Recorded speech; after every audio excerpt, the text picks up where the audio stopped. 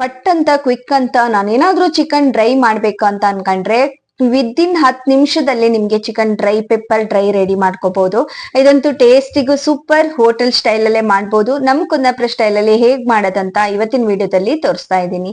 Hi ಎಲ್ರಿಗೂ ನಮಸ್ಕಾರ, ಹೇಗಿದ್ದೀರಾ? ವೆಲ್ಕಮ್ ಬ್ಯಾಕ್ ಟು ದೀಪಾಸ್ ಕನಸು ಯೂಟ್ಯೂಬ್ ಚಾನಲ್. ನಾನು ನಿಮ್ಮ ದೀಪ. ಇವತ್ತು ನಾನು ಒಂದು ಅರ್ಧ ಕೆಜಿ ಆಗುವಷ್ಟು ಚಿಕನ್ ಮಾಂಸವನ್ನು ತಗೊಂಡು ನೀಟಾಗಿ ತೊಳೆದು ರೆಡಿ ಮಾಡಿ ಇಟ್ಕೊಂಡಿದ್ದೆ. ಬರೀ ಮಾಂಸ ಇತ್ತು, ಅದರಲ್ಲಿ ಬೋನ್ಲೆಸ್ ತಗೊಂಡಿದ್ದೆ. ಅದಕ್ಕೆ ಲೈಕ್ ಆ ರೀತಿ ತಗೊಳ್ಳೋದ್ರಿಂದ ಒಂದ್ ಬಾಣ್ಲಿ ತಗೊಂಡಾದ್ಮೇಲೆ ಅದಕ್ಕೆ ತೆಂಗಿನ ಎಣ್ಣೆಯನ್ನ ಹಾಕಿ ಒಂದೆರಡು ಈರುಳ್ಳಿನ ನಾನು ಸಣ್ಣದಾಗಿ ಕಟ್ ಮಾಡಿ ಇಟ್ಕೊಂಡಿದ್ದೆ. ಅದನ್ನ ತೆಂಗಿನ ಎಣ್ಣೆ ಜೊತೆಗೆ ಫ್ರೈ ಮಾಡ್ಕೊಂಡು, ಫ್ರೈ ಆಗ್ತಾ ಇದ್ದಾಗೆ ಒಂದ್ ಹಸಿಮೆಣಸು, ಸ್ವಲ್ಪ ಕರಿಬೇವಿನ ಎಲೆ, ಹಂಗೆ ಶುಂಠಿ ಬೆಳ್ಳುಳ್ಳಿ ಜಜ್ಜಿರೋದನ್ನ ಹಾಕೊಂಡು ಚೆನ್ನಾಗಿ ಫ್ರೈ ಮಾಡ್ಕೊಳ್ಳಿ.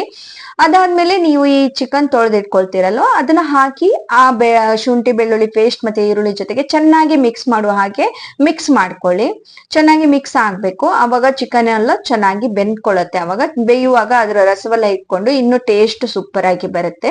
ಈಗ ಬೇಯೋದಕ್ಕೆ ನಾನಿಲ್ಲಿ ರುಚಿಗೆ ತಕ್ಕಷ್ಟು ಉಪ್ಪು ಮತ್ತೆ ಅರಿಶಿಣ ಪುಡಿಯನ್ನ ಹಾಕೊಂಡು ಒಂದ್ 5 ನಿಮಿಷ ಮುಚ್ಚಿ ಬೇಯೋದಕ್ಕೆ ಇಟ್ಬೇಡಿ. ಕಂಪ್ಲೀಟ್ ಆಗಿ ಬೇಯ್ಬೇಕಲ್ವಾ ಚಿಕನ್, ಬೆಂದು ನೀರಿನ ಅಂಶ ಎಲ್ಲ ಬಿಟ್ಕೊಂಡು ಈ ರೀತಿಯಾಗಿ ನಿಮ್ಗೆ ಬೆಂದಿರತ್ತೆ ನೋಡಿ. ಇಷ್ಟ ಆಯ್ತು ಅಂದ್ರೆ ಬೆಂತು ಅಂತ ಹೇಳಿ ಅರ್ಥ.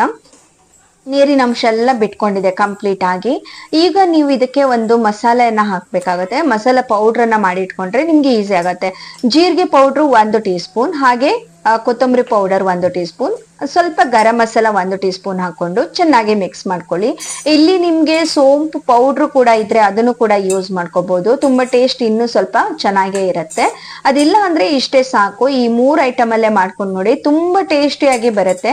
ಕಂಪ್ಲೀಟ್ ಆಗಿ ಒಂದ್ 2 ನಿಮಿಷ ಬೇಯಿಸ್ಕೊಳ್ಳಿ. ಬೇಯಿಸ್ಕೊಂಡಾಗ ಆ ನೀರಿನ ಅಂಶ ಎಲ್ಲ ಹೋಗಿ ನಿಮ್ಗೆ ಈ ರೀತಿ ಡ್ರೈ ಆಗಿ ಉಳ್ಕೊಂಡಿರುತ್ತೆ. ಕಂಪ್ಲೀಟ್ ಆಗಿ ರೆಡಿ ಆಗಿದೆ. ಇದನ್ನ ನೀವು ಒಂದ್ ಪಾತ್ರೆಗೆ ಸರ್ವ್ ಮಾಡ್ಕೊಳ್ಳಿ. ಅದಾದ್ಮೇಲೆ ನಿಂಬೆ ಹಣ್ಣಿನ ರಸವನ್ನ ಅದ್ರ ಮೇಲ್ಗಡೆ ಹಿಂಡ್ಕೊಂಡು ತಿಂತಾ ಇದ್ರೆ ಆಹಾ ಏನ್ ರುಚಿ ಅಂತೀರಾ, ತುಂಬಾ ಸಖತ್ತಾಗಿರುತ್ತೆ. ಪಟ್ ಅಂತ 10 ನಿಮಿಷದಲ್ಲಿ ಮಾಡ್ಕೋಬಹುದಲ್ವಾ. ತುಂಬಾ ಟೇಸ್ಟ್ ಕೂಡ ಅಷ್ಟೇ ನೆಕ್ಸ್ಟ್ ಲೆವೆಲ್ ಅಂತ ಹೇಳ್ಬಹುದು. ಒಮ್ಮೆ ಟ್ರೈ ಮಾಡಿ. ಟ್ರೈ ಮಾಡಿದವರು ನಿಮ್ಗೆ ಹೇಗ್ ಬಂತಂತ ನಿಮ್ಮ ಅನಿಸಿಕೆನ ನನಗೆ ಕಮೆಂಟ್ ಮೂಲಕ ತಿಳಿಸಿ. ಇವತ್ತಿನ ವಿಡಿಯೋ ನಿಮ್ಗೆಲ್ರಿಗೂ ಇಷ್ಟ ಆಯ್ತು ಅಂತ ಭಾವಿಸ್ತೀನಿ. ಇಷ್ಟ ಆದ್ರೆ ಲೈಕ್ ಮಾಡಿ, ಶೇರ್ ಮಾಡಿ, ಹಾಗೆ ಚಾನೆಲ್ ಅನ್ನ ಸಬ್ಸ್ಕ್ರೈಬ್ ಮಾಡ್ಕೊಳ್ಳಿ. ನೆಕ್ಸ್ಟ್ ಇನ್ನೊಂದು ವಿಡಿಯೋದ ಜೊತೆಗೆ ನಾನು ನಿಮ್ಗೆ ಮತ್ತೆ ಸಿಗ್ತೀನಿ. ಟೇಕ್ ಕೇರ್, ಬೈ ಬಾಯ್.